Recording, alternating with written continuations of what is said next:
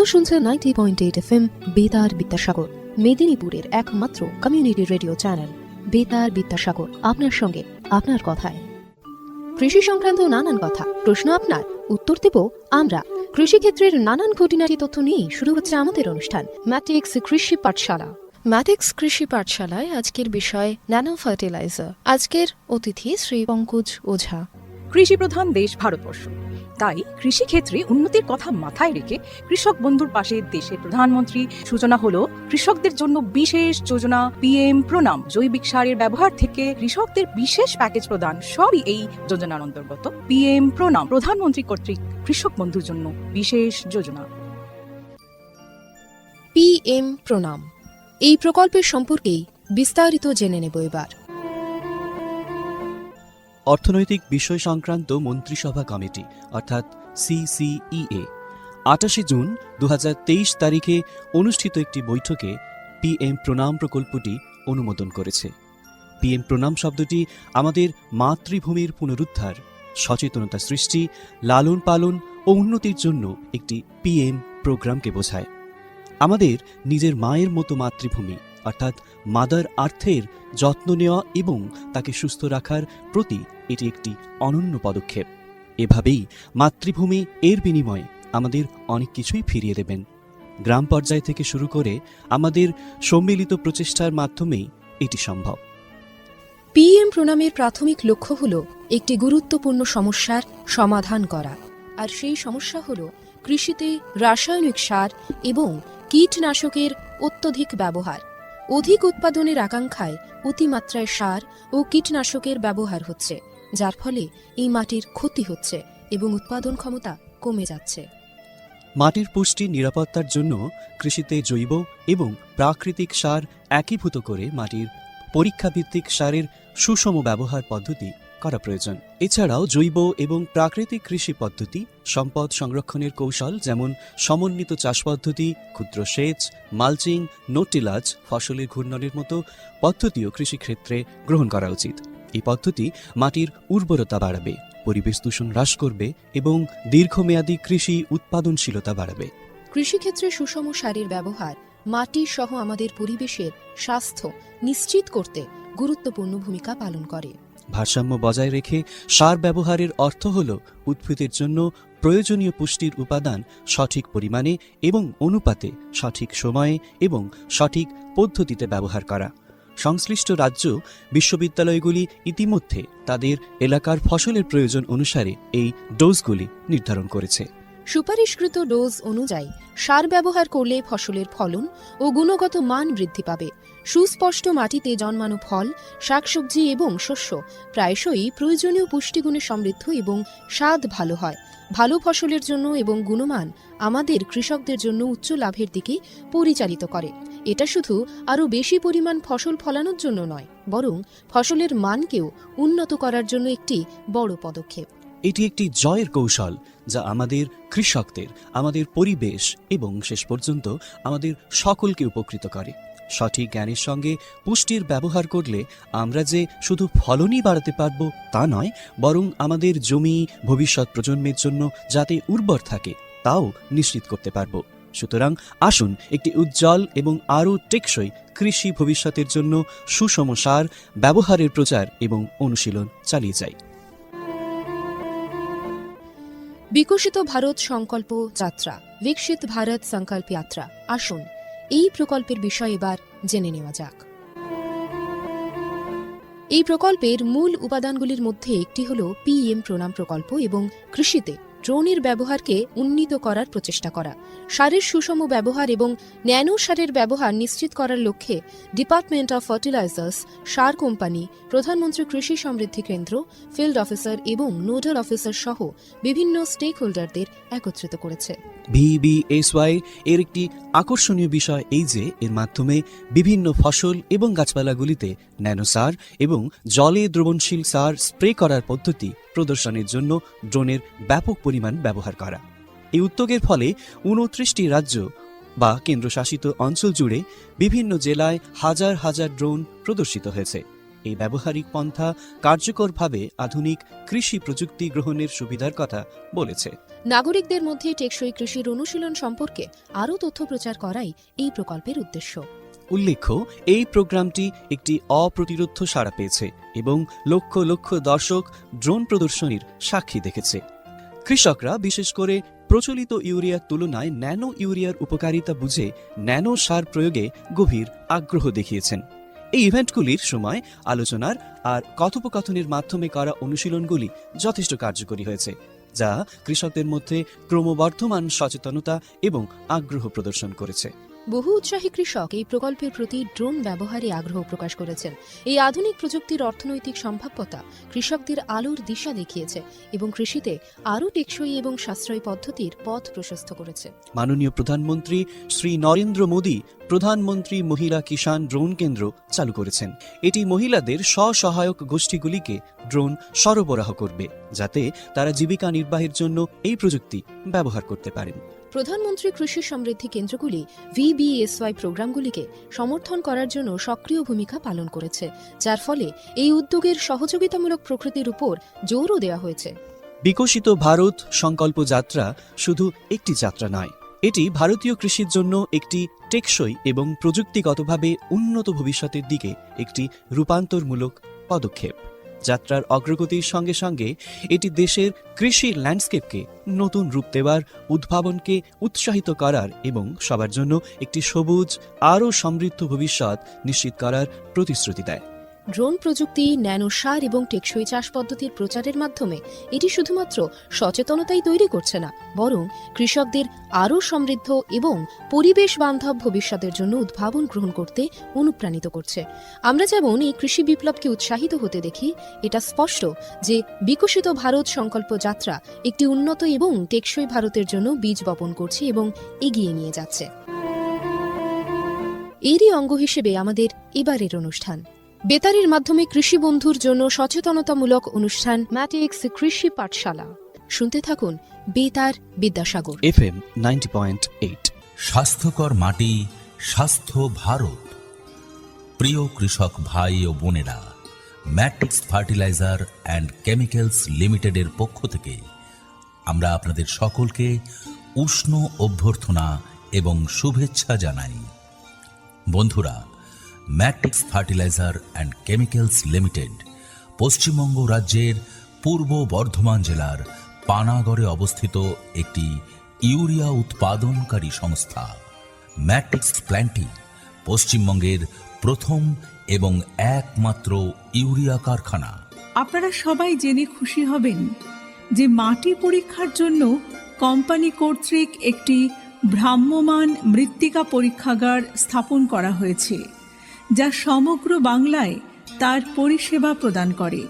এর পাশাপাশি কৃষকদের চাহিদা অনুযায়ী সংস্থার দ্বারা অন্যান্য নতুন পণ্য উপলব্ধ করা হয়, যার মাধ্যমে আপনারা সকলেই আপনাদের চাষে আরও বেশি ফলন এবং মুনাফা পেতে পারেন।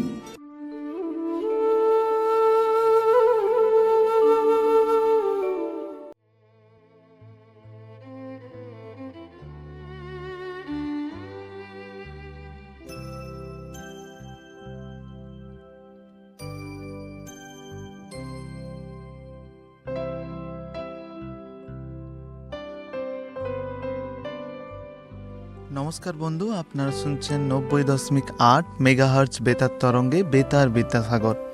আমরা এর আগেও শ্রী দেবাশিস মাইতি মহাশয়ের কাছ থেকে আমরা মাটি ক্ষয় নিয়ে অনেক আলোচনার বিষয় শুনেছি। এখন ওনার কাছে আমরা আলোচনার বিষয় যেটি শুনব, মাটি উর্বরতার উন্মোচন, জৈব পদার্থের ভূমিকা কী রয়েছে, unlocking soil fertility, the role of organic matter. স্যারকে আরও একবার স্বাগত জানাচ্ছি আমাদের স্টুডিওতে। এই বিষয়ে আলোচনার আগে প্রথমেই স্যারের কাছে যে প্রশ্নটি করে নেব, যে এই মাটি উর্বরতা বা ক্ষয় নিয়ে আমরা আলোচনার বিষয়টি যেটি রয়েছে, প্রথমেই জানতে চাইবো এই মাটি উর্বরতা জিনিসটি কি? মাটির উর্বরতা যে আমাদের যে উদ্ভিদের খাদ্য উপাদানগুলো লাগে নেয়, মাটি থেকে যেগুলো নেয়, সেইগুলোর কতটা পরিমাণে মাটিতে আছে তারই হিসেবটা হচ্ছে উর্বরতা। যদি সেই উপাদানগুলো মাটিতে যথেষ্ট পরিমাণে থাকে, তাহলে সেই মাটিকে উর্বর মাটি বলা হবে। আর আচ্ছা। যদি সেই উপাদানগুলো মাটিতে যথেষ্ট পরিমাণে না থাকে তাহলে কি অনুর্বর মাটি বলা হবে। সেই উপাদানগুলো কি কি? না nitrogen, phosphate, potash, calcium, magnesium, sulphur, iron, manganese, zinc, chlorine, boron, molybdenum. আচ্ছা। এইগুলো হচ্ছে গিয়ে মাটির উদ্ভিদের খাদ্য উপাদান। হুম। সেই উদ্ভিদের খাদ্য উপাদানগুলো যদি যথেষ্ট পরিমাণে মাটি থাকে তাহলে তাকে বলা হবে প্রোডাক্টিভ মাটি, আপনার বললেন যে উৎপাদনশীল মাটি। হুম। আচ্ছা, আমাদের যদিও আজকের আলোচনার বিষয় এই আনলকিং সয়েল ফার্টিলিটি, তো তার আগে আমরা জেনে নেব যে সয়েল ফার্টিলিটিটা লকিং কিভাবে হচ্ছে, সেই প্রসেসটা। সো আপনি যদি বলেন যে এই আমাদের মাটির উর্বরতার যে মোচনটা সেটা কিভাবে হচ্ছে, উর্বরতাটার কিভাবে লক হয়ে যাচ্ছে, লক হয়ে যাচ্ছে কিভাবে লক হয়ে যাচ্ছে। কারণ মাটিতে এই খাদ্য উপাদানগুলো যদি থাকেও তাহলে সেটা হচ্ছে যে লক হয়ে যায় কি করে। হুম। দেখুন, লক হয়ে যাওয়া মানে যে গাছ নিতে পারছে না, আচ্ছা। গাছ নিতে পারছে না। হুম। কেন গাছ নিতে পারে না? দেখা যাচ্ছে যে মাটিতে যথেষ্ট পরিমাণে ফসফেট আছে। বিশেষ করে ফসফেট যদি আমরা দেখি, খাদ্য উপাদানের মধ্যে ফসফেট যেটা আমরা বিভিন্ন সারের মধ্য দিয়ে আমাদেরকে সরবরাহ করতে হয়, বিশেষ করে অনেক দাম দিয়ে আমাদের ডিএপি সার প্রয়োগ করতে হয়, 10-26-26, 14-35-14, এই যে সারগুলো আমরা ব্যবহার করি, সেই সারের মধ্যে ফসফেট একটা গুরুত্বপূর্ণ খাদ্য উপাদান আমরা সরবরাহ করি মাটিতে। কিন্তু মাটিতে আমরা দিলেও মাটি থেকে কিন্তু গাছ নিতে পারে না। কারণ দেখা যাচ্ছে, মূল কারণ যেটা দেখা যায় যে মাটিতে কিন্তু মাটির যে পিএইচ মানে অম্লত্ব খারত্বের যে মাপকাঠির যে পিএইচ বলা হয়, সেই পিএইচটা যদি প্রসম অবস্থায় না থাকে, মানে 6 থেকে 7, 7.5-এর মধ্যে যদি না থাকে, তাহলে কিন্তু ফসফেটটা ওখানে থাকলেও গাছ নিতে পারে না। কেন নিতে পারে না? লক হয়ে যায়। কার দ্বারা লক হয়ে যায়? না, যদি দেখা যাচ্ছে যে ওটা মাটিটা আম্লিক হয়ে গেছে, তাহলে ওটাতে আয়রন এবং জিঙ্ক, অ্যালুমিনিয়াম এদের দ্বারা লক হয়ে যায়। কি করে? ফসফেটটা ওদের সঙ্গে রাসায়নিক যৌগ গঠন করে গ্রহণযোগ্য অবস্থা থেকে দূরে সরে যায়। আবার যদি মাটিটা ক্ষারীয় হয়ে যায় তাহলে দেখা যাচ্ছে যে ওখানে ক্যালসিয়াম, ম্যাগনেসিয়ামের সঙ্গে ওই ফসফেটটা যুক্ত হয়ে গিয়ে লক হয়ে যাচ্ছে। তার মানে ফসফেট যে অবস্থাতে গাছের গ্রহণযোগ্য অবস্থায় আসতে পারত, মাটির অবস্থা ঠিক না থাকার জন্য, মাটির রাসায়নিক গঠনটা ঠিক না থাকার জন্য ও কি করছে? কার সঙ্গে লক করছে? অন্যান্য উপাদানের সঙ্গে লক করছে। অ্যালুমিনিয়ামের সঙ্গে লক করে দিচ্ছে, আয়রনের সঙ্গে লক করে দিচ্ছে, জিঙ্কের সঙ্গে লক করছে, ক্যালসিয়ামের সঙ্গে লক করছে, ম্যাগনেসিয়ামের সঙ্গে লক করছে। আচ্ছা, এইভাবেই লক হয়ে যাচ্ছে। আচ্ছা, আমরা কিভাবে স্যার বুঝতে পারছি যে আমাদের এই সয়েল ফার্টিলিটিটা লকিং হয়ে যাচ্ছে? যথেষ্ট পরিমাণ রাসায়নিক সার প্রয়োগ করছি, ফসফেট সার দিচ্ছি, অথচ দেখা যাচ্ছে যে গাছের গ্রোথ হচ্ছে না, গাছের শেকড়ের বৃদ্ধি হচ্ছে না। ফসফেট সার দিলে, ফসফেট ব্যবহার করলে গাছের শেকড়ের বৃদ্ধি ভালো হয়। তখন দেখা গেল যে আমি যথেষ্ট পরিমাণে কৃষক দেখছেন যে সার প্রয়োগ করা হচ্ছে কিন্তু রেজাল্ট কিছুই পাচ্ছি না। এটাই একমাত্র উপায় বোঝার যে ওটা ফসফেট লক হয়ে যাচ্ছে। এর জন্য কি কোনো মাটির কোনো গঠনের প্রয়োজন, রাসায়নিকগতই হোক বা ভৌতিকগতই হোক? হ্যাঁ, মাটির গঠনের ক্ষেত্রে দেখা যাচ্ছে যদি ওখানে যথেষ্ট পরিমাণে জৈব পদার্থ না থাকে, অর্গানিক ম্যাটার না থাকলে মাটির গঠনটা অন্যরকম হয়ে যায়। মাটির শক্ত হয়ে যায়। মাটির যে রাসায়নিক গঠনে জৈব পদার্থের ভূমিকা হচ্ছে যে প্রসম অবস্থায় আসে না, ও হচ্ছে গিয়ে হয় অ্যাসিডিক নাহলে ক্ষারীয় কোনোভাবে হয়ে যাচ্ছে। তাহলে রাসায়নিক পদার্থ দেওয়ার ফলে যে মাটিতে যে আমরা খাদ্য উপাদানগুলো গ্রহণ করতে পারছে না উদ্ভিদ, কারণ হচ্ছে লক হয়ে গেছে। তাহলে মাটির যদি ভৌত অবস্থাকে পরিবর্তন কিছুটা করা যায় জৈব পদার্থ প্রয়োগ করার ফলে, তাহলে এটা অনেকটা প্রসম হয়ে যাবে। আচ্ছা, জৈব পদার্থ প্রয়োগ করার ফলে কিন্তু প্রসম হয়ে যাবে অনেকটা। এবং তখন ওই একটাই উপাদান যেটা হচ্ছে গিয়ে ইন্ডিকেটর, যেটা পিএইচ বলছি আমরা, অম্লত্ব খারত্ব, সেটা ব্যালেন্স হয়ে গেলেই কিন্তু ফসফেট লক হয়েছিল আনলক হয়ে যাবে। আচ্ছা, ফসফেট লক হয়েছিল আনলক হয়ে যাবে। মাটির ভৌত গঠন একটা গুরুত্বপূর্ণ ব্যাপার। আচ্ছা, এর ফিজিক্যাল স্ট্রাকচার কেমন হলে আপনার মনে হয় যে এই উর্বরতাটা আনলক হয়ে যাবে? ফিজিক্যাল স্ট্রাকচারটা এয়ারই হবে। মাটিটা কম্প্যাক্টনেস হয়ে যায়, মাটি ধরুন শক্ত হয়ে গেছে মাটি, তাহলে মাটিটা এয়ারই করতে হবে তাকে, মানে লাঙল করে বা কোদাল দিয়ে কুপিয়ে যখন এয়ারই করলাম, তার মধ্যে দিয়ে বাতাস প্রবেশ করছে, জল প্রবেশ করছে এবং জৈব পদার্থ যখন তাতে যোগ করা হচ্ছে, তখন এই মাটির ভৌত গঠনটা ঠিক হয়ে যাচ্ছে, ফলে সেটা ঠিক হবে। আচ্ছা, কৃষকদের ক্ষেত্রে আপনি যদি কোনো একটা বার্তা দেন যে আপনার মতে একটা রাসায়নিক সার যদি আমরা ব্যবহার করি, সেক্ষেত্রে আপনার কি যে কোনো কৃষকেরই কোনো কি একটা ব্যালেন্স করে দেওয়া প্রয়োজন, না এখানে আমরা জৈবিক সার বা যে কোনো সার একটা দিতে পারি, কোনো অসুবিধা নেই? হ্যাঁ, এটা একটা খুব গুরুত্বপূর্ণ বিষয় কৃষকদের কাছে দেওয়া দরকার, যে যখন তারা রাসায়নিক সার প্রয়োগ করছে তখন এটাকে কিন্তু ব্যালেন্স করে দিতে হবে। আচ্ছা। কীরকম ব্যালেন্স? ফসলের উপর নির্ভর করে ব্যালেন্স। যেমন ধরুন আমাদের যদি দানা শস্যের চাষ, যেটা আমি বলি, আমরা ধরুন গম, ধান, ভুট্টা এগুলো যে চাষ করা হয়, সেক্ষেত্রে 2 ভাগ নাইট্রোজেন, 1 ভাগ ফসফেট, 1 ভাগ পটাশ দিতে হবে। আচ্ছা। যদি আমি এই 1 ভাগ পটাশ যা প্রয়োজন তার মধ্যে 2 ভাগ নাইট্রোজেন, 1 ভাগ ফসফেট, 1 ভাগ পটাশ, আমি যদি ফসফেটটা বেশি পরিমাণে দিয়ে দিই, আবার দেওয়ার পদ্ধতিটা কি না, ফসফেট সারটা আমাদের দিতে হবে মাটি তৈরি করার সময়। মাটি তৈরি করে ভালো করে মাটির সঙ্গে মিশে নিতে হবে। তাহলে সেটা যদি না করে আমি গাছ লাগানোর পর দেখা যাচ্ছে 20 দিন 25 দিনের গাছ হয়ে গেছে, তারপর আমি ফসফেট সার দিই, তাহলে সেই ফসফেটটা লক হয়ে যাবে। কোন টাইমে দেওয়াটা ভালো? মাটি তৈরি করার সময়, আচ্ছা। মানে ফসল লাগানোর আগেই, সেটটা যখন রেডি করছে, হ্যাঁ, মাটিটা যখন রেডি হচ্ছে তখনই ফসফেট সারটা প্রয়োগ করতে হবে, এবং অর্ধেক নাইট্রোজেন আর পুরো পটাশ তখনই দিয়ে দিতে হবে। আচ্ছা। আর নাইট্রোজেনটাকে গাছের বাড় বৃদ্ধির সঙ্গে সঙ্গে ওর যে জননগত যে বৃদ্ধি অবস্থা, রিপ্রোডাক্টিভ স্টেজ আসার আগে পর্যন্ত নাইট্রোজেন সারটা ব্যবহার করা যেতে পারে, কারণ নাইট্রোজেনটা তার অঙ্গজ বৃদ্ধির ক্ষেত্রে কাজে লাগে। তো সেটাকে ওর মধ্যে অঙ্গজ বৃদ্ধি যতদিন চলবে ততদিনের মধ্যেই ওকে নাইট্রোজেন সারটা প্রয়োগ করতে হবে, আর ফসফেট আর পটাশকে আগেই প্রয়োগ করে নিতে হবে। আচ্ছা, আপনি বললেন যে 2 ভাগ 1 ভাগ 1 ভাগ, এইটাকে যদি আমরা একটা পার্টিকুলার একটা 1 বিঘে জমি আমরা ধরে নিই, সেক্ষেত্রে কি পরিমাণ নাইট্রোজেন, পটাশ বা ফসফেট দেব? হ্যাঁ, 1 বিঘা যদি আমি ধরি, 1 বিঘা ক্ষেত্রে আমরা ধরি, আমি 100 ডেসিমেলের কথা বলি, তাহলে কৃষকদের বুঝতে সুবিধা হবে। কারণ 1 বিঘাটা সব ক্ষেত্রে সমান নয়, কেউ 55 ডেসিমেল বিঘা, 52 40 এরকম করে হিসেব করা হয়। তাহলে আমরা যদি 1 একর ধরি, মানে 100 ডেসিমেল যদি জায়গা আমরা চিন্তা করি, তাহলে 100 ডেসিমেল যদি আমরা জায়গা নিই, তাহলে আমরা ধান চাষের ক্ষেত্রে সাধারণভাবে যে সমস্ত আমাদের ফলনগুলো হয়, তাতে 40 কেজি নাইট্রোজেন, 20 কেজি ফসফেট আর 20 কেজি পটাশ আমরা ব্যবহার করতে পারবো। এক্ষেত্রে আমার যে 40 কেজি নাইট্রোজেন আমি যদি ইউরিয়া দিয়ে দিই, তাহলে সেখানে 88 কেজি ইউরিয়া লাগবে। আচ্ছা, আমি যদি সিঙ্গেল সুপার ফসফেট দিয়ে 20 কেজি ফসফেট দিই, তাহলে সেখানে 120 কেজি ফসফেট লাগবে, ফসফেট সার লাগবে। আচ্ছা, আমরা যদি পটাশ সার দিই, ওই দিয়ে পটাশটাকে 20 কেজি পটাশটাকে সরবরাহ করার জন্য, সেক্ষেত্রে আমাদের লাগবে 32 কেজি মতো পটাশ সার লাগবে। আচ্ছা, এক্ষেত্রে কি জমির গঠনগত দিক অনুযায়ী বা মাটির আমরা পিএইচের মাত্রা অনুযায়ী কি নির্ধারণ করব কি পরিমাণ সারটা দেব? এখানে এতটা ইম্পর্টেন্স কিছু নেই, মোটামুটি এটা একটা মানে ফিল্ড ট্রায়ালের ফলে ঠিক করা হয়েছে। এই যে রেশিওটা, এটা প্রত্যেকটা জমির জন্য আলাদা আলাদা হবে না, সেই প্রিসিশন ফার্মিং আমাদের প্রয়োজন হয় না।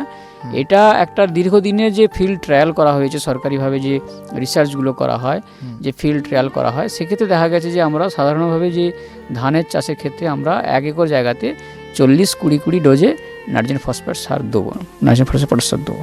আচ্ছা, এই ক্ষেত্রে কি এই আনলকিং প্রসেসটা ব্রেকআউট করার জন্য কি কোনো জৈব উপাদানের প্রয়োগ করার প্রয়োজন বলে মনে হয়? খুবই প্রয়োজন আছে, অত্যন্ত প্রয়োজনীয়। যে লকিংটা যেটা আমরা আলোচনা করছিলাম যে প্রথম থেকে, যে লকিংটা কেন হয়ে যাচ্ছে, ফসফেট যেমন লকিং হয়ে যাচ্ছে, তেমন আমাদের অনুখাদ্যগুলো লকিং হয়ে যায়, সালফার লকিং হয়ে যায়। মূলত হচ্ছে যে ভৌত গঠন পরিবর্তন হচ্ছে অর্গানিক ম্যাটার না দেওয়ার জন্য।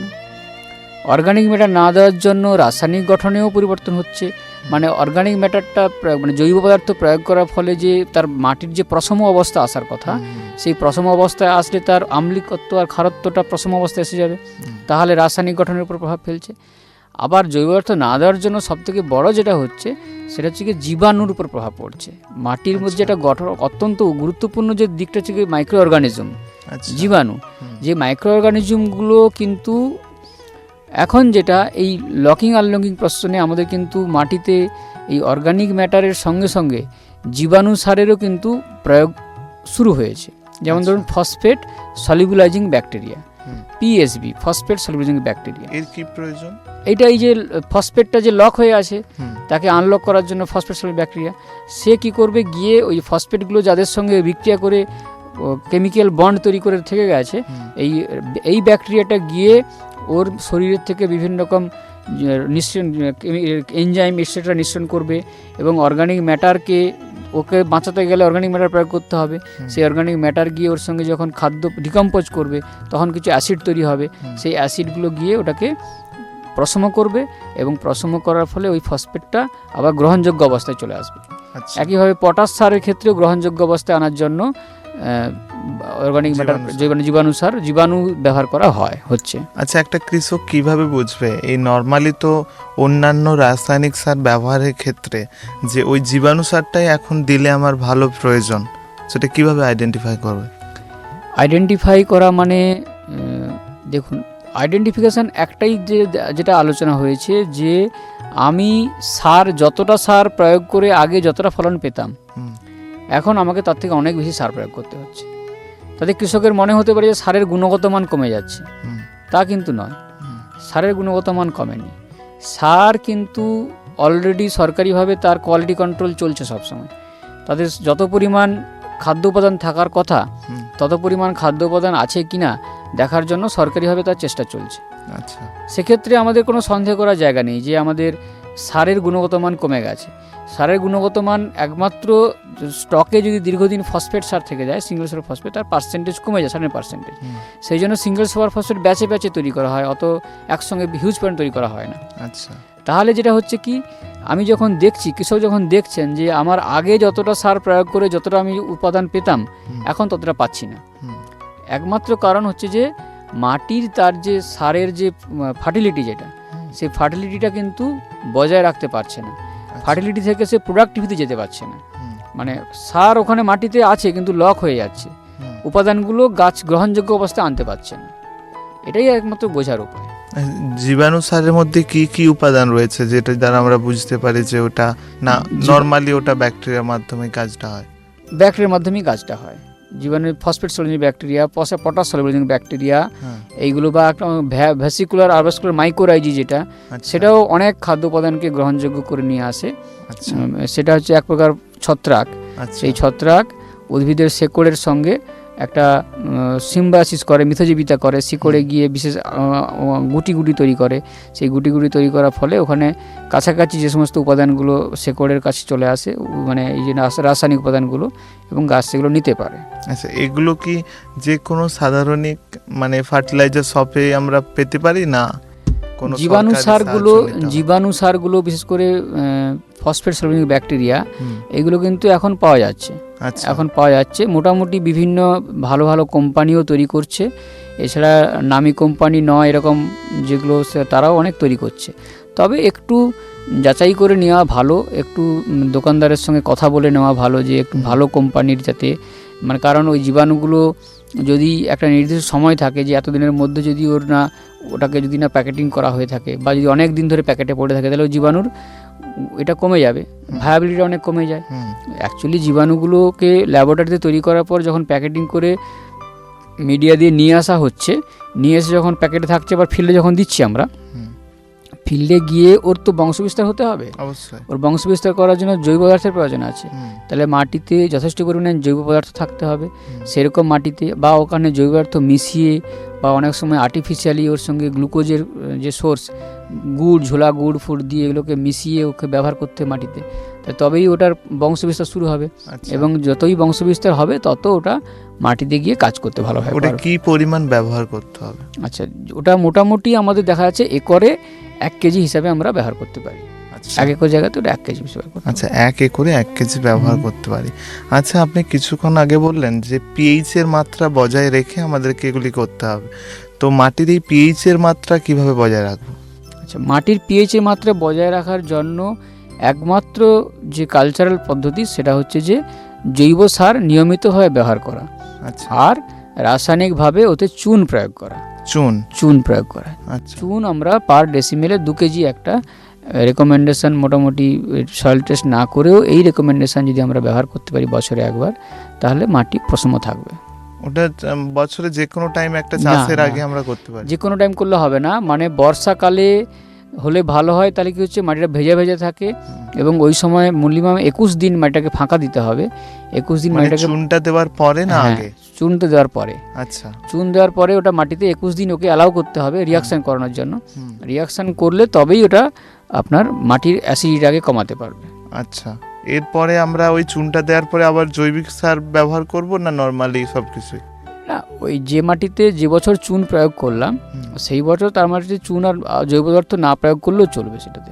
কিন্তু জৈব পদার্থ আমরা পরবর্তীকালে প্রয়োগ করলেও কোনো অসুবিধাও নেই, যদি থাকে প্রয়োগ করতেই পারে আমরা। কারণ তো বর্ষাকালে যখন আমি যে মাটিতে চুন প্রয়োগ করছি সেক্ষেত্রে তারপরে আর ওখানে জৈব সার প্রয়োগ করার স্কোপ থাকবে না, কারণ বর্ষাকালে বেশিরভাগ জায়গাগুলো ধরুন নিচু জায়গা, এখানে জল হয়ে যাবে, জল জমে যাবে।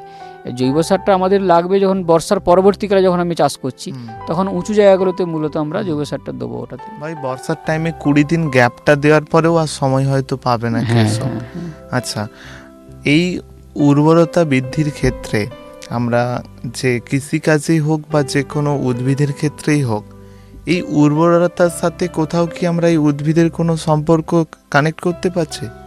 হ্যাঁ, উর্বরতাটা আলটিমেটলি তো আমাদের উৎপাদনশীলতার সঙ্গে রিলেটেড।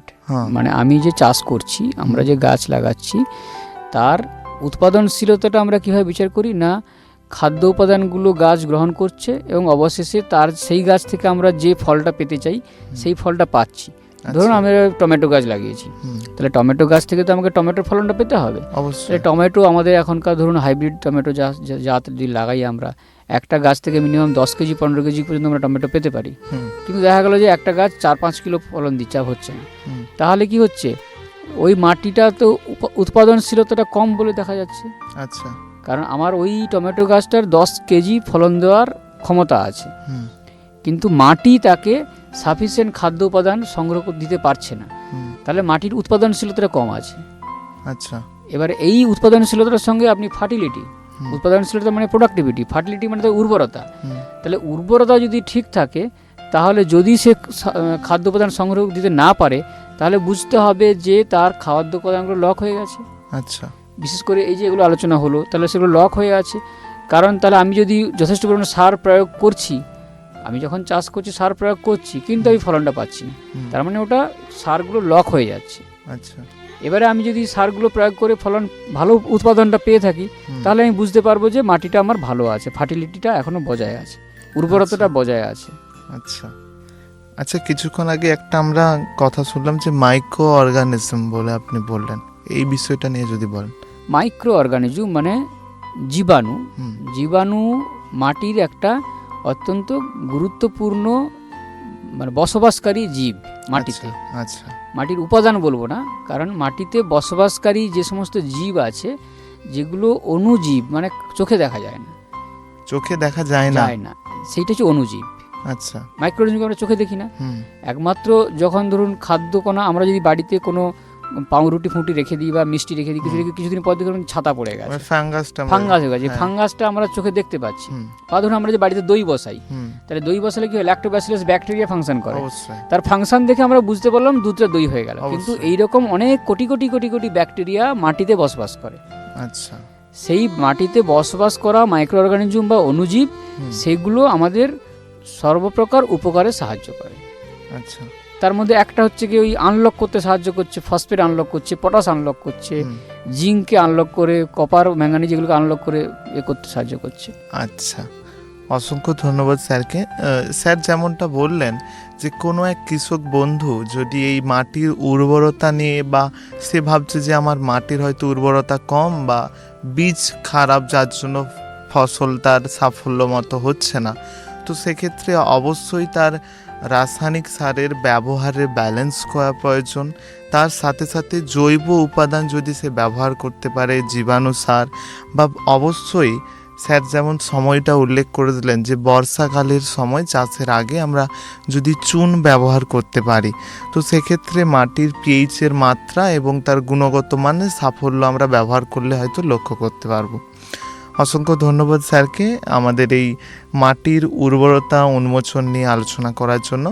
আবারও অন্য অনেক এপিসোডে স্যারকে পাবো, আমরা এই আশা রাখছি। ধন্যবাদ স্যার। নমস্কার।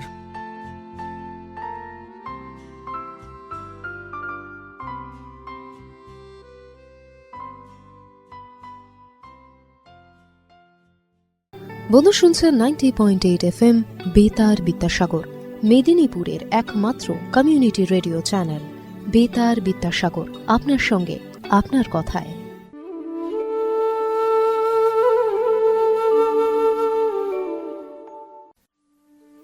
কৃষি সংক্রান্ত নানান কথা, প্রশ্ন আপনার, উত্তর দেব আমরা।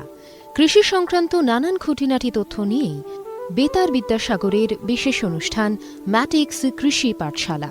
তাই আপনাদের যদি কোনো প্রশ্ন থেকে থাকে বা জিজ্ঞাসা থেকে থাকে অবশ্যই আমাদের জানাতে পারেন, এবং পাশাপাশি কেমন লাগছে আমাদের এই কৃষি পাঠশালা অনুষ্ঠানটি শুনতে সেটাও জানাতে ভুলবেন না। আমাদের জানাতে পারেন সরাসরি আপনাদের মতামত মেল করে আমাদের মেল আইডি betar@mail.vidyasagar.ac.in। এছাড়াও আমাদের চিঠি পাঠিয়ে আপনারা জানাতে পারেন। ঠিকানা সকলেই জানেন, তাও আরও একবার জানিয়ে দিই।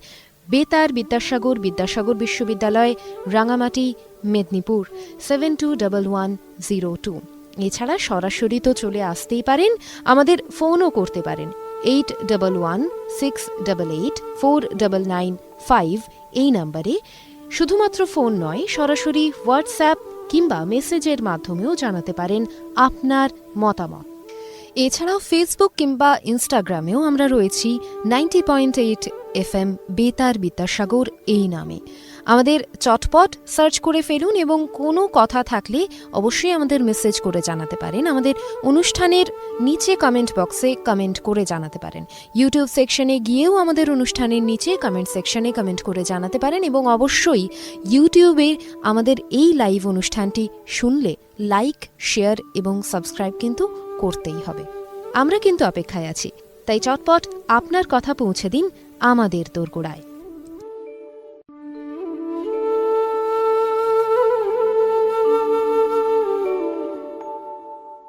এতক্ষণ শুনছিলেন কৃষি সংক্রান্ত বিশেষ অনুষ্ঠান ম্যাটিক্স ফার্টিলাইজার্স ও কেমিক্যালস লিমিটেডের প্রস্তুতি, কৃষক ভাই ও বন্ধুর জন্য কৃষিক্ষেত্রে বিশেষ বার্তা। এই ধরনের অনুষ্ঠান আরও শুনতে কানে রাখুন বেতার বিদ্যাসাগর 90.8 FM, ঠিক বেলা 1টায়।